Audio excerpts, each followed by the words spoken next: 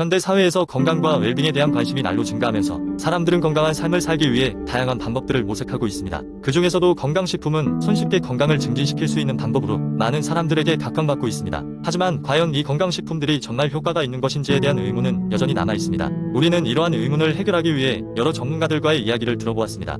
첫 번째로 만난 분은 영양학 박사인 김영희 교수님이었습니다. 교수님은 식품의 영양학적 효능에 대해 오랜 연구를 해오신 분으로 많은 건강식품들의 효과에 대해 회의적인 시각을 가지고 있었습니다. 그녀는 많은 사람들이 비타민 보충제나 항산화제와 같은 건강식품을 복용하지만 과연 그것들이 실제로 우리의 건강을 얼마나 개선시킬 수 있는지에 대한 과학적 증거는 아직 충분하지 않습니다. 라고 설명했습니다. 다음으로 만난 사람은 자연요법 전문가인 이준혁 씨였습니다. 그는 허브나 자연에서 유래한 다양한 제품들이 우리의 신체에 긍정적인 영향을 미칠 수 있다고 주장했습니다. 이 씨는 자연에서 얻은 성분들은 우리의 몸의 부담을 줄이지 않으면서도 필요한 영양소를 공급해 줄 수 있습니다라고 말하며, 다만 모든 건강식품이 일괄적으로 좋은 것은 아니기 때문에 반드시 자신에게 맞는 제품을 찾는 것이 중요하다고 덧붙였습니다. 그리고 많은 사람들의 기대를 받는 또 다른 건강식품 분야로는 프로바이오틱스를 들 수 있습니다. 장 건강에 기여하는 프로바이오틱스는 그 효과가 점차 과학적으로 증명되고 있어 긍정적 평가를 받고 있습니다. 인상양리학 전문가인 박민수 교수는 이에 대해 프로바이오틱스는 장내 미생물 균형을 맞추는 데 도움을 줄 수 있으며 이는 소화기 건강뿐만 아니라 면역체계 강화에도 유익한 영향을 미칠 수 있습니다라고 전했습니다. 마지막으로 우리는 건강식품 산업의 관계자와 이야기를 나누었습니다.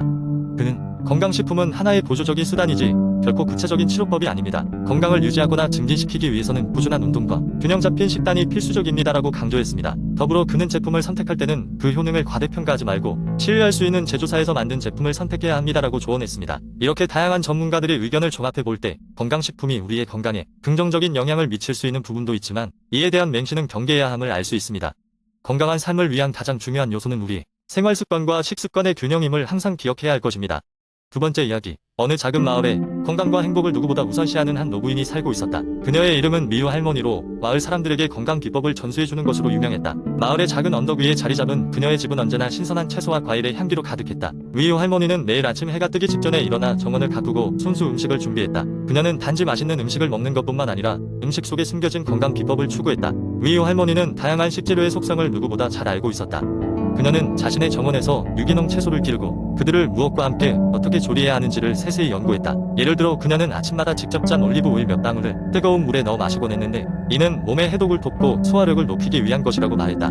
한편 그녀가 만든 호두와 꿀이 들어간 샐러드는 그 자체로 에너지를 충전시켜주는 자연 비타민이기도 했다. 미유 할머니는 음식의 조합이 얼마나 중요한지도 강조했다. 그녀의 식탁 위에는 항상 곡물 유래의 건강한 탄수화물, 풍부한 섬유질이 포함된 채소, 단백질, 그리고 필수 지방산이 골고루 놓였다.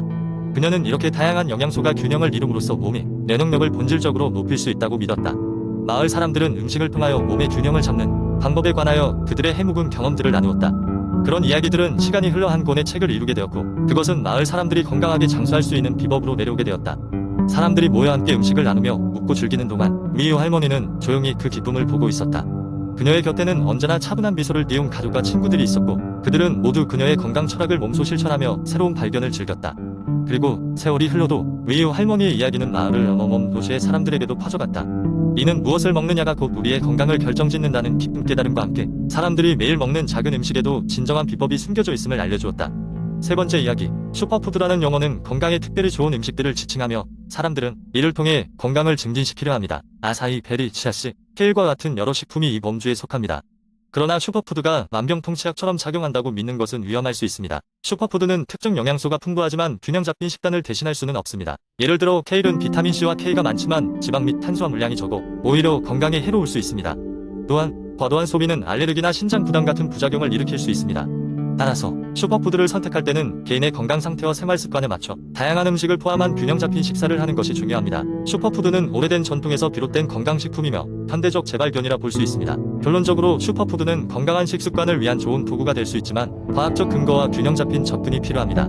네 번째 이야기. 한때 헬스클럽을 열심히 다니던 영수는 시간이 흐르고 상황이 바뀌면서 운동을 할 시간을 찾기가 힘들어졌다. 바쁜 일상 속에서 직장과 집으로 가는 반복된 생활은 그를 더 지치게 만들었다. 그러던 어느 날 영수는 건강이 점점 나빠지고 있다는 것을 느끼게 되었다. 조금만 뛰어도 숨이 차고 계단 오르는 것도 예전 같지 않았다. 이러다 큰일 나겠네 하며 걱정하던 찰나 그는 집에서 간단히 할 수 있는 운동을 찾아보게 되었다. 여러 웹사이트와 유튜브 채널을 탐색하던 중 하루 10분 운동법이라는 컨셉이 걸렸다. 집에서 10분만으로도 정말 효과가 있을까? 라는 의구심이 들긴 했지만 시작해보기로 했다. 실천의 시작은 간단했다.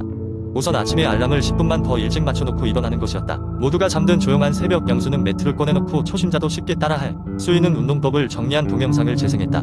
첫날은 몸이 뻣뻣해서 운동하는 것이 힘들었지만 다음날이 되자 기분 좋은 피로감과 함께 의지가 되살아났다. 초보자용 운동 루틴은 이렇게 구성되어 있었다. 1분간의 워밍업으로 시작해서 플랭크와 스쿼트, 팔 굽혀 펴기, 점핑잭 등의 기본 동작으로 이루어진 프로그램이었다. 동작은 쉽고 짧게 구성되어 부담이 적었다. 무엇보다도 좋았던 건 언제든 시간과 장소에 구애받지 않고 할 수 있다는 점이었다.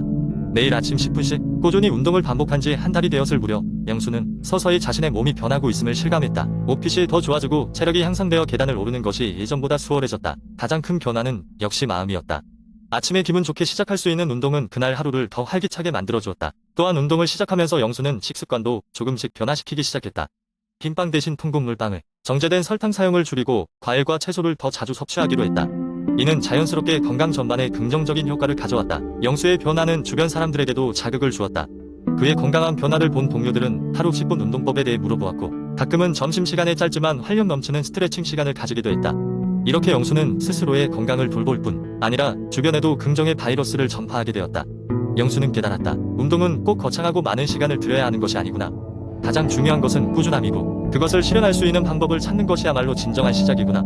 그 마음가짐으로 영수는 앞으로도 꾸준히 그리고 즐겁게 건강한 라이프 스타일을 이어나갈 계획이었다.